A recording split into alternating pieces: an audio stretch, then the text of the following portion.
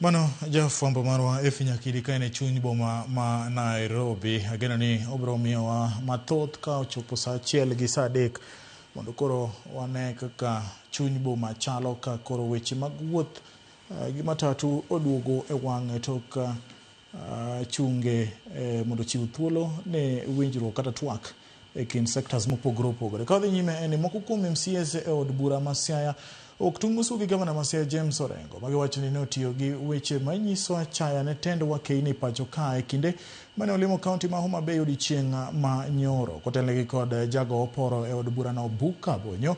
MCAs go kwayo Gavana Orengo mondo owuog oko kendo kwa Gavana Wanga ng'uono kaluwore kod weche mag achaya go manyiso dok chien e weche mag demokrasia ma pacho kae mochiwo thuolo ne wakeini mondo omany lemo mag telo kod joma chuo. Kinde no ne gisingo mar choko pacha jogo mawuok e kaunti ma Siaya mar thicho ok Orengo e apisi kaluwore kod koso chiwo luor ne apisi. Jodalawa wamiuru joma minegi luor.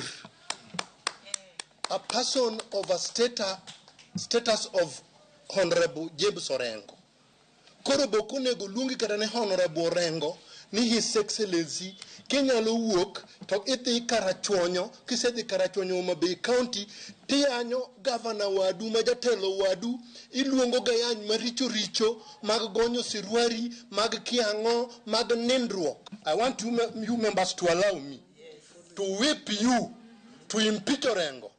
Hata kama amebaki na 1 month kwa chair, the constitution allows that he can be impeached. I'm going to collect the signatures for Orengo to be impeached because we can't have a rogue governor in the name of the governor of Siaya. Adi woto na de diridi kaka ngama mama nmacha weche magavana marunyo wacho ewi monduto an wacho matek kakwedo on behalf of nyine makenya kacha to ne okalo mpaka shetani ashindwe